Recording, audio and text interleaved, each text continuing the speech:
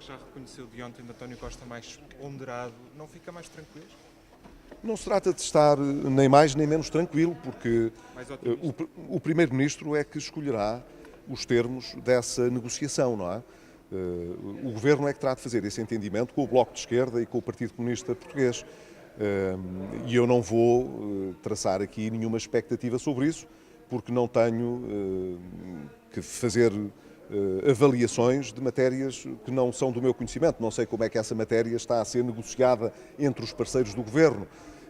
O que estou a dizer, porque isso me parece uma constatação óbvia, é que depende dessa negociação o equilíbrio final que vai ser atingido. Saber se ele vai ser atingido ou não, isso terá de perguntar ao Primeiro-Ministro, terá de perguntar ao líder do Bloco de Esquerda, terá de perguntar ao líder do Partido Comunista Português. Eles é que sabem, nesta altura, se esse equilíbrio vai ser atingido ou não. Já aqui reconheceu que o discurso de ontem de António Costa, depois da reunião com o grupo parlamentar, foi mais ponderado. Eu não reconheci nada, está a ver como se queriam... Eu não reconheci nada. A sua colega é que me estava a dizer que o Primeiro-Ministro tinha feito essas observações. Eu tomo-as pelo seu valor. O Primeiro-Ministro não disse sempre a mesma coisa nesta matéria. O Primeiro-Ministro, ao longo do tempo, tem dito coisas um bocadinho diferentes. E como eu comecei por dizer, as expectativas que existem nos partidos que suportam o Governo são bastante mais otimistas. Como, de resto, já se avaliou pela primeira reação, quer do Partido Comunista Português, quer do Bloco de Esquerda, a essa intervenção do Primeiro-Ministro. Portanto, eu não sou analista político, não é que não tenha possibilidade de fazer análise política, mas não é a minha função e, portanto, não vou estar aqui a fazer análise política sobre o que é que o Bloco de Esquerda quer, o Partido Comunista quer, o Partido Socialista está disposto a conceder. Deixo isso para os analistas e, em particular, para os da área económica e financeira. O que estou a dizer e a constatar é que é importante que esse equilíbrio se possa atingir, que creio o Governo tem criado expectativas muito elevadas sobre isso e é importante agora verificar se tem ou não condições para que esse equilíbrio seja atingido. Do interesse do país era que as coisas fossem realmente ponderadas e equilibradas. Não foi assim que aconteceu no discurso e nas metas que foram sendo propostas no passado, nestes 2 anos. Nós sabemos o que é que custou atingir as metas em Portugal em 2016 e o que é que vai custar em 2017. Isso tem acoplada uma qualidade menor dos serviços públicos em áreas sensíveis do Estado, em particular a saúde, e tem um custo muito elevado em investimento público, e não estamos a falar de investimento público em grandes obras públicas, estamos a falar em investimento público que é muito importante na saúde, na educação, ao nível da administração interna, da proteção civil e por aí fora. São intervenções de despesa de investimento que são muito importantes para assegurar o mínimo de qualidade de resposta das políticas públicas. E isso tem vindo a degradar-se ao longo destes 2 anos. Portanto, o Governo, ao ter preferido dar prioridade à matéria dos rendimentos e, em particular, dos salários, e menos relevância às outras escolhas, que são importantes, na própria despesa do Estado, indispensável, na despesa indispensável do Estado e na despesa de investimento, vai deteriorando a resposta pública. Isso, como eu um dia disse, não é suscetível de se repetir eternamente. A gente pode, durante um tempo, suspender a respiração e dizer, olha, eu não gasto aqui, olha, eu agora não vou gastar ali, em matérias que são indispensáveis. Mas há um dia em que a despesa vai ter mesmo de ser feita. Não se pode adiar eternamente. Ora, isso significa, portanto, que há um custo para chegar a um determinado resultado. E cada governo assume a responsabilidade da escolha que vai fazendo. Ora, este governo foi fazendo escolhas que, do ponto de vista da recuperação do rendimento, têm funcionado bem, e as pessoas gostam, evidentemente, de melhorar os seus rendimentos. Do lado, depois daquilo que é a resposta das políticas públicas, tem havido uma deterioração dessas políticas. Até onde é que o Governo, o Partido Socialista e os seus parceiros estão disponíveis para acompanhar esse processo? E só eles é que têm de responder. Eu não sou capaz de responder a isso porque não estou dentro da maioria que suporta o Governo. Deixe-me só virar a agulha para um outro problema. O do Tem de ser crédito mal mesmo parado, para e é muito terminar, rápido está porque é bem? um assunto que está a marcar o dia. Aparentemente há um acordo entre o Governo, o novo Banco, a Caixa Geral de Depósitos e o BCP, para que seja o Banco de Fomento a financiar a solução do crédito mal parado.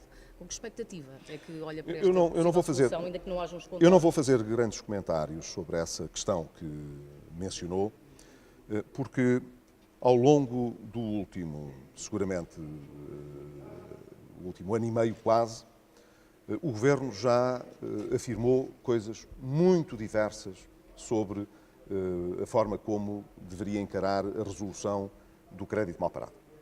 E de cada vez que o Primeiro-Ministro é chamado então a pronunciar sobre isso, diz que está pertíssimo de apresentar uma solução que resulta das negociações que vai tendo juntamente com o Banco de Portugal e com as instituições europeias. Eu já ouvi esta conversa muitíssimas vezes e de cada vez que depois somos chamados a verificar o que é que se passou, ficamos assim com a ideia, peço desculpa do clubismo, de que a montanha paria um rato. Ora, é verdade que o Governo se comprometeu, mesmo externamente, a apresentar um conjunto de soluções para resolver o problema do crédito mal parado. Encaro essas soluções com alguma cautela e com alguma reserva. Porquê? Porque a solução mais natural para esses problemas é uma solução que custa muito dinheiro e nem os bancos e os seus acionistas têm esse dinheiro, nem o Estado o pode lá colocar. Portanto, aquilo que é considerada, digamos, a solução grande, com muita efetividade para resolver esse problema, que é o de alienar o mais rapidamente possível esses créditos, havendo depois uma garantia que possa suportar as perdas para os bancos, não está disponível. De resto, foi já o Banco de Portugal que veio reconhecer, e o Governo depois também, que depois de andarem um ano a dizer que tinham uma solução praticamente pronta, que afinal aquilo que é a legislação europeia não consente esse tipo de solução. O que significa, portanto, que ficam outras abordagens minimalistas. Não estou a dizer que elas são irrelevantes.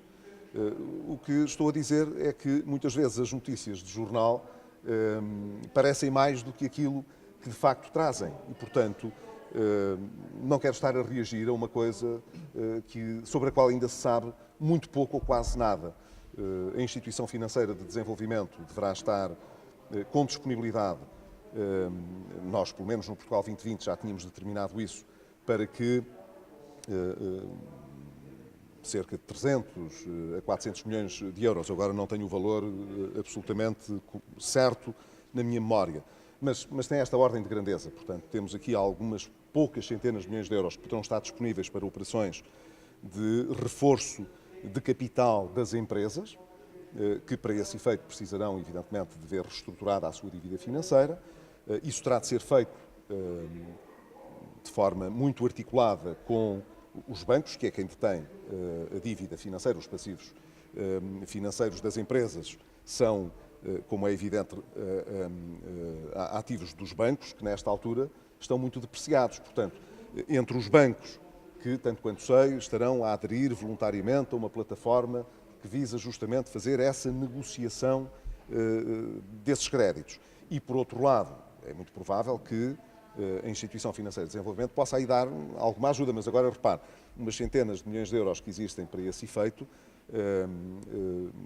não comportam, nem de longe nem de perto, a necessidade que existe e que está estimada em perto, creio eu, de 14 ou 15 mil milhões de euros, que é o volume desses ativos que têm um risco maior e que, portanto, muito deles está já em cumprimento.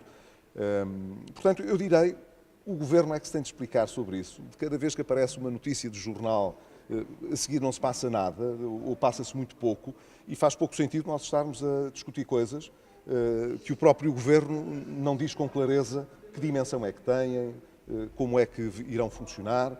E, portanto, como estou muito habituado a ouvir falar disso há muito tempo e a que não aconteça nada, acho prudentemente que devo aguardar, porque o Governo apresenta a solução como deve ser, em vez de fazer uma pequena fuga para um órgão de comunicação social, que diga ao país o que é que vai fazer, finalmente, já vai um ano e meio, portanto, era bom que pudesse dizer alguma coisa, e alguma coisa com cabeça, tronco e membros, que nós depois pudéssemos avaliar com profundidade. Mas até lá, acho que não vale a pena estar a gastar mais. A pré-campanha eleitoral hoje aqui na Lourinhã, também já ontem, esta pré-volta, esta pré-campanha, ficou sossegado com a garantia do Presidente que estará atento ao princípio da imparcialidade na sequência do desafio que lhe fez para se pronunciar sobre anúncios de Governo neste período pré-eleitoral? Eu não fiz desafio nenhum. Aquilo que eu chamei a atenção... Que o Presidente se pronunciasse sobre Não, esses isso sim. anúncios. Porquê? Porque aquilo que estava em causa era o comportamento do Governo. E a nós parece-nos que uma democracia como a nossa devia funcionar com um comportamento de todos os agentes, e em particular daqueles que têm responsabilidades do Governo, que respeitassem o dever de neutralidade e de independência face às eleições que estão a ocorrer. E manifestamente parece-me que isso não está a acontecer. Qualquer observador, mais ou menos atento e isento, concluirá que a forma como o Governo, não falo particularmente da ação legislativa, estou a falar da ação política, que é apreciada e que pode ser verificada todos os dias, até pela própria comunicação social. O Governo não vem cumprindo esse dever e, portanto, disse que, olha, me parecia importante, é evidente, que o Presidente da República também pudesse, se assim o considerar importante, dizer alguma coisa sobre isso. Não é que Ele perguntou estar isso, atento a este muito princípio bem, da imparcialidade. isso é bom, e isso é positivo que aconteça. Como digo, ele não está a ser observado, e isso é evidente. Não é por isso que o PS vai ganhar as eleições ou perder as eleições, portanto, isso, eu julgo que as pessoas não se deixam levar por essas abordagens, mas ficam mal num Estado em que as pessoas que têm lugares de maior responsabilidade devem dar o exemplo. Nós procuramos no passado fazê-lo e exigimos dos outros da mesma maneira, e isso não me parece que esteja a ser observado, mas sobre isso eu também já me pronunciei, portanto acho que não vale a pena estar a insistir no assunto, porque não é uma preocupação do meu dia-a-dia. Sinalizei aquilo que me parecia ser importante para ver se temos pelo menos no mês de setembro em que esse dever de neutralidade seja melhor observado pelo Governo. É só isso. Obrigado.